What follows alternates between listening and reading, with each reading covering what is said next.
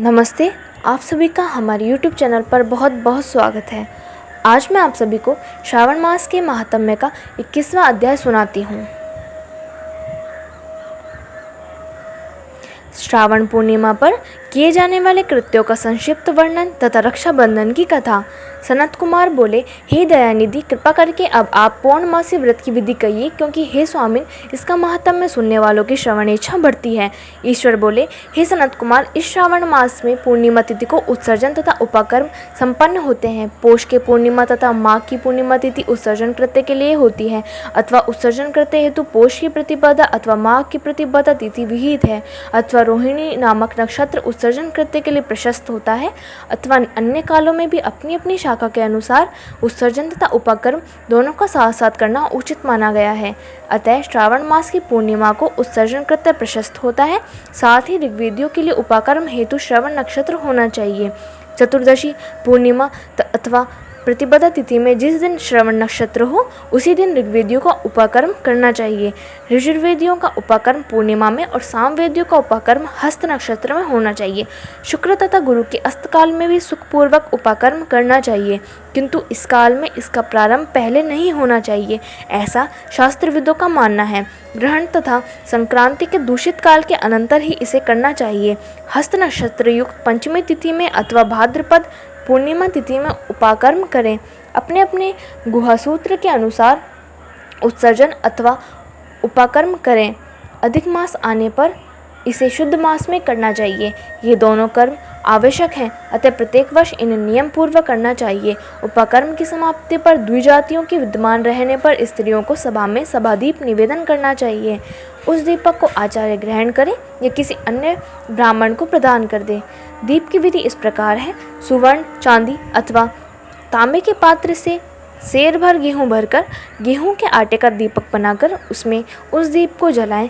वह दीपक घी से अथवा तेल से भरा हो और 3 बत्तियों से युक्त हो। दक्षिणा तथा तांबूल सहित उस दीपक को ब्राह्मण को अर्पण कर दे।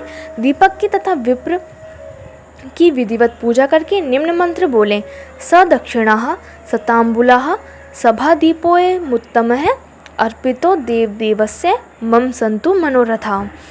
अर्थात दक्षिणा तथा तांबूल से युक्त यह उत्तम सभादीप मैंने देवदेव को निवेदित किया है। मेरे मनोरथ अब पूर्ण हो। सभादीप प्रदान करने से पुत्र पौत्र आदि से युक्त कुल उज्ज्वलता को प्राप्त होता है और यश के साथ निरंतर बढ़ता है। इसे करने वाली स्त्री दूसरे जन्म में देवांगनाओं के समान रूप प्राप्त करती है। वह स्त्री सौभाग्यवती हो जाती है और अपने पति की अत्यधिक प्रिय पात्र होती है। इस प्रकार 5 वर्ष तक इसे करने के पश्चात उद्यापन करना चाहिए और अपने सामर्थ्य के अनुसार भक्तिपूर्वक दक्षिणा देनी चाहिए। हे सनत कुमार, यह मैंने आपसे सभादीप का शुभ महात्म्य कह दिया है। उसी रात्रि में श्रवण कर्म का करना बताया गया है। उसके बाद वहीं पर सर्प बलि की जाती है। अपना अपना ग्रहसूत्र देखकर ये दोनों ही कृत्य करने चाहिए। हयग्रीव का अवतार उस तिथि में कहा गया है, अतः इस तिथि पर हयग्रीव जयंती का महोत्सव मनाना चाहिए। उनकी उपासना करने वालों के लिए यह उत्सव नित्य करना बताया गया है। श्रावण पूर्णिमा के दिन श्रवण नक्षत्र में भगवान श्री हरि हयग्रीव के रूप में प्रकट हुए और सर्वप्रथम उन्होंने सभी पापों का नाश करने वाले सामवेद का गान किया। इन्होंने सिंधु और वितस्ता नदियों के संगम स्थान में श्रवण नक्षत्र में जन्म लिया था, अतः श्रावणी के दिन वह स्नान करना सभी मनोरथों को पूर्ण करने वाला होता है। उस दिन वहाँ श्रांग धनुष, चक्र तथा गदा धारण करने वाले विष्णु की विधिवत पूजा करें। इसके बाद सामगान का श्रवण करें, ब्राह्मणों की हर प्रकार से पूजा करें और अपने बंधु बांधवों के साथ वहाँ क्रीड़ा करें तथा भोजन करें। स्त्रियों को चाहिए कि उत्तम पति प्राप्त करने के उद्देश्य से जल क्रीड़ा करें।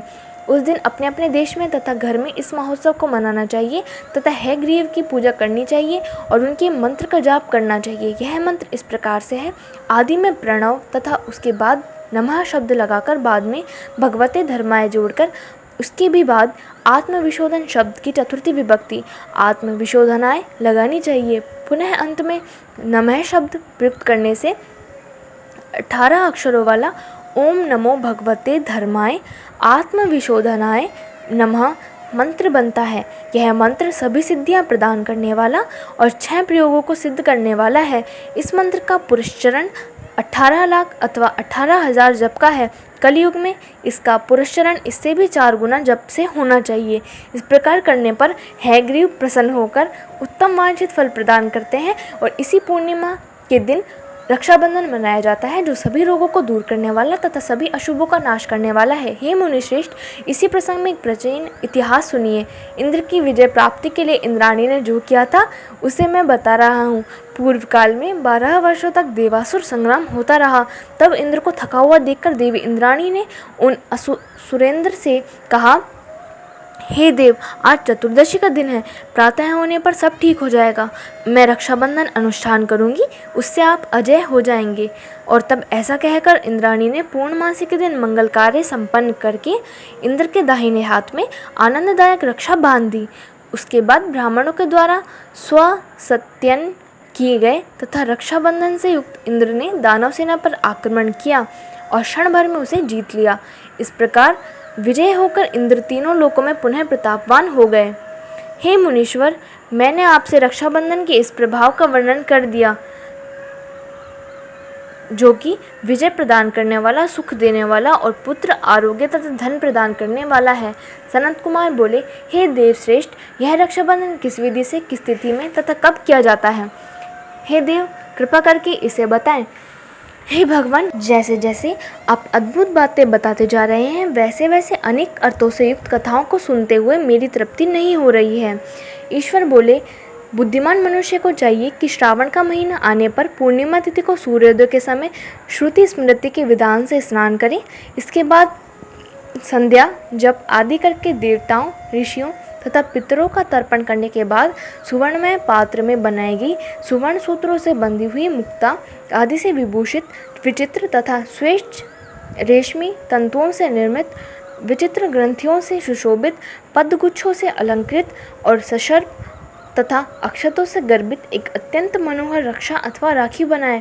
इसके बाद कलश स्थापना करके उसके ऊपर पूर्ण पात्र रखें और पुनः उस पर रक्षा को स्थापित कर दें। उसके बाद रम्य आसन पर बैठकर सुहज्जनों के साथ वीरांगनाओं के नृत्य गान आदि तथा क्रीड़ा मंगल कृत्य में संलग्न रहे। इसके बाद यह मंत्र पढ़कर पुरोहित रक्षाबंधन करे। येन बद्धो बलि राजा दानवेंद्रो महाबले तेन त्वाम नु बद्धानामि रक्षे माचल माचल। अर्थात जिस बंधन से महान बल से संपन्न दानवों के पति राजा बलि बांधे गए थे, उसी से मैं आपको बांधता हूँ। हे रक्षे, चलायमान मत हो। ब्राह्मणों, क्षत्रियों, वैश्यों, शूद्रों तथा अन्य मनुष्य को चाहिए कि यत्नपूर्वक ब्राह्मणों की पूजा करके रक्षाबंधन करे। जो इस विधि से रक्षाबंधन करता है, वह सभी दोषों से रहित होकर वर्ष पर्यंत सुखी रहता है।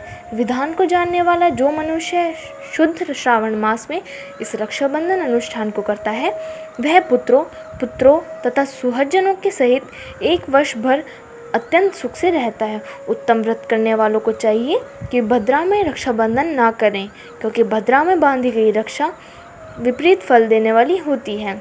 इस प्रकार श्री स्कंद पुराण के अंतर्गत ईश्वर सनत कुमार संवाद में श्रावण मास महात्म्य में उपाकर्मोत्सर्जन, श्रवण कर्म, सर्प बलि, सभादीप, है ग्रीव जयंती, रक्षाबंधन विधि कथन नामक 21वां अध्याय पूर्ण हुआ।